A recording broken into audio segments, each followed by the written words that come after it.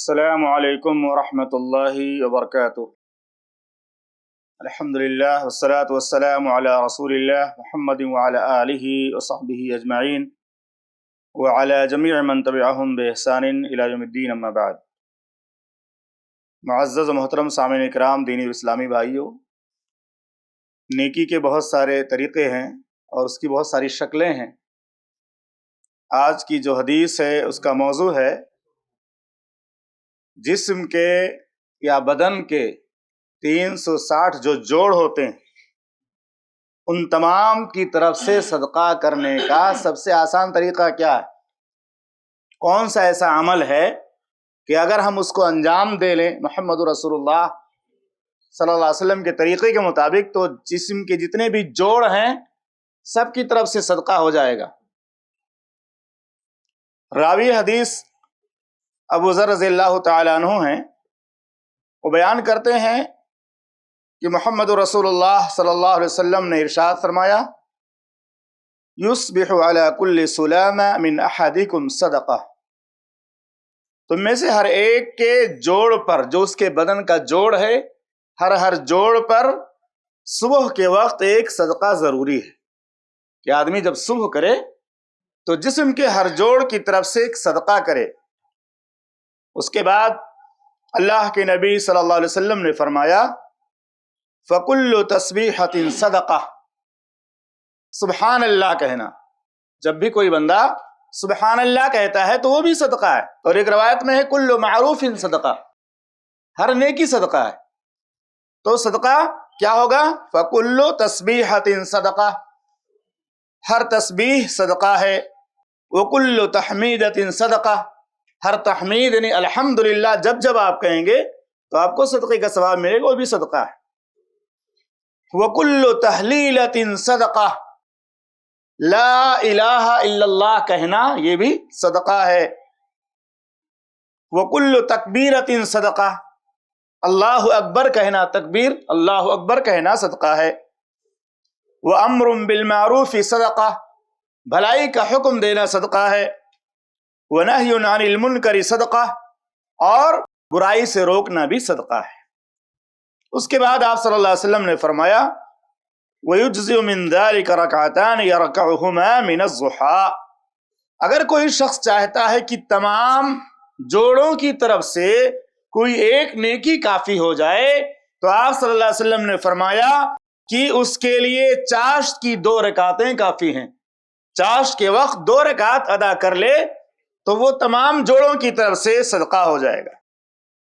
تو اس سے پتہ چلتا ہے کہ ہمیں اور آپ کو یہ عمل کرنا چاہیے، کیونکہ ہر جوڑ کی طرف سے صدقہ ادا کرنے کا سب سے بہترین طریقہ اللہ کے نبی صلی اللہ علیہ وسلم نے بیان فرمایا کہ 2 چاشت کی رکعتیں ہیں۔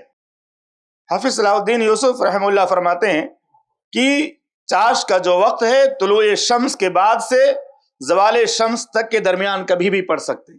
سورج طلوع ہونے کے بعد سے سورج کے زوال ہونے تک اس کے درمیان کا جو وقفہ ہے، اور اگر اس کو شروع میں پڑھیں گے تو اس سے ایک دوسرا نام بھی اس کو اشراق کی نماز کہا جاتا ہے، طلوع شمس کے بعد فوراً پڑھیں گے۔ اور 1-1.5 گھنٹے کے بعد وہ چاشت کا نام دیا جاتا ہے، جب جو ہے اونٹنی کے بچے کا پیر جو ہے بالوں میں ریگستان میں جلنے لگے، یعنی دھوپ میں تیزی آ جائے۔ اصل چاشت کا وقت وہی ہے، لیکن شروع ہو جاتا ہے طلوع شمس کے بعد سے، سورج نکلنے کے بعد سے۔ تو یہ جو حدیث ہے یہ بڑی اہم حدیث ہے۔ اس میں اللہ کے نبی صلی اللہ علیہ وسلم نے پہلے یہ بیان فرمایا کہ بدن کے ہر جوڑ پر صدقہ واجب ہے، کیونکہ بدن کا جو جوڑ ہے یہ اللہ کی عظیم نعمت ہے۔ اگر ہر جوڑ اپنی جگہ پہ فٹ رہے تو انسان تندرست ہو جاتا ہے اور اس کے اندر طاقت و قوت پائی جاتی ہے، لیکن اگر کوئی بھی جوڑ خراب ہو جائے، کہیں سسٹم بگڑ جائے تو انسان معذور ہو جاتا ہے، پاہج ہو جاتا ہے، چاہے دماغ کا مسئلہ ہو، چاہے پیر کا مسئلہ ہو، چاہے جسم کی کسی رگ کا مسئلہ ہو۔ تو یہ جوڑ جو ہیں اللہ کی طرف سے عظیم نعمت ہے۔ کس طرح سے اللہ نے جوڑوں سے ہمارے جسم کو جو ہے جوڑ کر رکھا ہے، الگ الگ جوڑ اس کے اندر پائے جاتے ہیں۔ اور دوسری بات معلوم ہوئی کہ صدقہ یہ صرف مال سے نہیں ہوتا ہے، صدقہ دوسری نیکیوں کو بھی کہا گیا، کل معروف صدقہ، ہر نیکی صدقہ ہے۔ اس لیے اللہ کے نبی صلی اللہ علیہ وسلم نے کچھ نیکیوں کا تذکرہ کیا۔ بعض روایتوں میں کسی کی مدد کرنا بھی صدقہ ہے، علم سیکھنا، قرآن کی تلاوت کرنا یہ بھی صدقہ ہے۔ یعنی ہر نیکی کو صدقے کا نام دیا گیا، لیکن ایک ہوتا ہے مالی صدقہ اور ایک غیر مالی، جو دوسری نیکی ہے ان کو بھی صدقے کا نام اللہ کے نبی صلی اللہ علیہ وسلم نے دیا ہے۔ اس کے بعد اللہ کے نبی صلی اللہ علیہ وسلم نے آخر میں فرمایا وَيُجْزِ مِنْ ذَلِكَ رَكَعَتَانِ يَرْكَعُهُمَا مِنَ الصُّبْحِ، 2 رکعت چاشت کی پڑھ لینے سے تمام جوڑوں کی طرف سے صدقہ ادا ہو جاتا ہے۔ اور اس کے بعد کہتے ہیں بہترین وقت، شیخ ابن عثیمین رحمہ اللہ نے لکھا ہے، جب زمین کے اندر گرمی آ جائے، دھوپ تیز ہو جائے تھوڑی سی، تقریباً 1-1.5 گھنٹہ گزر جائے، 8:30 بج جائے، 9 بج جائے، جب تھوڑا سا دھوپ میں تیزی آ جاتی ہے اور زمین دھوپ کی وجہ سے گرم ہو جاتی، وہ اصل چاشت کا وقت ہے۔ میں نے کہا نا کہ بعض روایتوں میں، ترمذی کی روایت میں، کہ اللہ کے نبی صلی اللہ علیہ وسلم نے فرمایا جو کوئی بھی شخص فجر کی نماز باجماعت ادا کرے، اپنی جگہ پر بیٹھ کر اللہ کا ذکر کرتا رہے، سورج طلوع ہونے کا انتظار کرے، سورج طلوع ہونے کے بعد 2 رکعت پڑھ لے اشراق کی، اس کو اشراق کی نماز کہا جاتا ہے کیونکہ سورج نکلنے کے بعد اس سے وہ نماز پڑھی جاتی ہے، تو اللہ کے نبی صلی اللہ علیہ وسلم نے فرمایا اس کو مکمل حج اور عمرے کا ثواب ملے گا۔ تو چاہے آپ شروع میں پڑھ لو، چاہے تھوڑی دیر کے بعد پڑھو، یعنی اشراق سورج نکلنے کے فوراً بعد پڑھیں گے تو اس کو اشراق کہا جاتا ہے، اور 1-1.5 گھنٹے کے بعد جب دھوپ میں تیزی آ جائے تو اس کو چاشت کی نماز کہا جاتا ہے۔ اور اس کے بارے میں علماء نے لکھا ہے کہ 8 رکعتیں بھی پڑھ سکتے ہیں، 2 کر کے 8 رکعت بھی پڑھ سکتے ہیں، لیکن 2 رکعت ہی کافی ہے، 2 رکعت سے یہ مسئلہ حل ہو جائے گا۔